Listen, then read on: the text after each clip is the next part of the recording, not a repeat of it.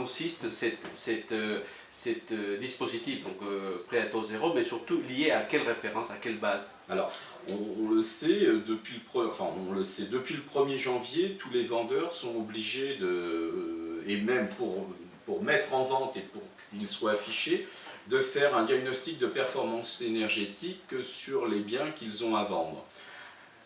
C'est très bien, à titre indicatif. On sait que ça a amené quand même pas mal de polémiques, puisque Que Choisir a fait un article récent en disant que sur un même bien, on peut avoir des caractéristiques complètement différentes suivant les diagnostiqueurs.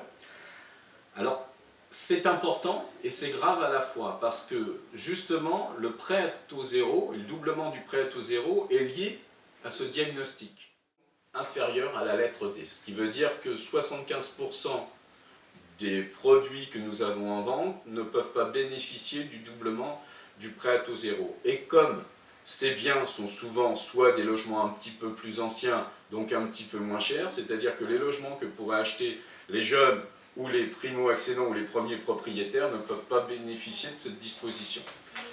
C'est quand même quelque part une critique importante vis-à-vis de ce dispositif gouvernemental que vous émettez dans le cadre des Yvelines.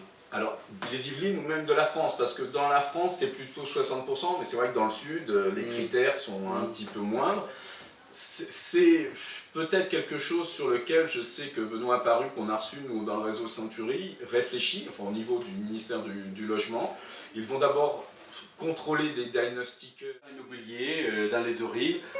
En quoi vous pouvez être utile aux internautes qui nous écoutent et aussi aux lecteurs dans la chaîne de l'achat immobilier? Parce qu'on voit souvent Internet, on voit souvent des panneaux à vendre d'une manière claire par les vendeurs lui-même. Pourquoi faut-il faire appel à vous aujourd'hui, Monsieur Leroy?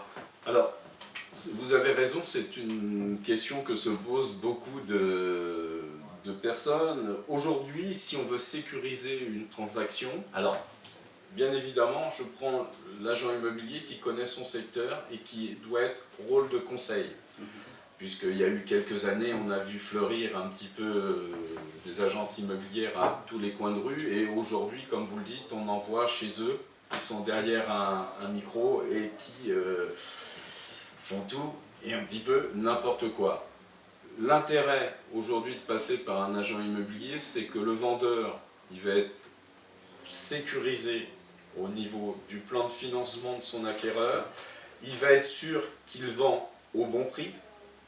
Et l'acquéreur, c'est pareil, on fait grâce à une analyse comparative de marché, parce que depuis 14 ans, on a suffisamment d'éléments pour savoir, alors on n'est pas Madame Soleil, mais un appartement à 5 000 € près, on sait ce qu'il se vend, et non pas le prix qui est affiché n'est pas forcément le prix de vente. Parce que du réseau que je connais bien, qui sont formés à la fiscalité, au juridique, c'est important, et à l'urbanisme, hein, c'est très important. Lorsque vous faites une estimation d'un terrain, notre rôle c'est par exemple, ou d'une maison qui a un grand terrain, c'est peut-être dire au vendeur, c'est là le rôle du conseil, c'est de dire mais vous en voulez 200 000 € monsieur, mais si on le vend, votre maison 160 et qu'on divise l'autre bout du terrain, en tout vous gagnerez peut-être 240.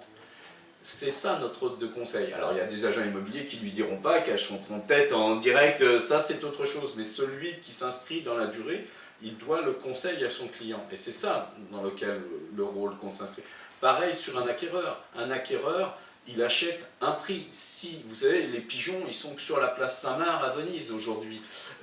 Un acquéreur, si on ne lui fournit pas un bien qui est au prix du marché, et qu'on ne le conseille pas bien, il ne reviendra pas. Il devient réellement un rôle de conseil. Et un agent immobilier qui a pignon sur rue, qui est là depuis des années, lorsqu'il fait acheter un jeune, un F2, il le revoit dans 4-5 ans, et s'il lui a fait acheter le bien qui lui correspond avec le secteur et qui lui correspond à lui, ce jeune reviendra et viendra lui racheter un F3. Et c'est ça l'important de l'agent immobilier, c'est ce qu'on voudrait qu'on arrive un petit peu comme il se passe dans certains pays, c'est qu'il reste l'agent immobilier de toute sa vie.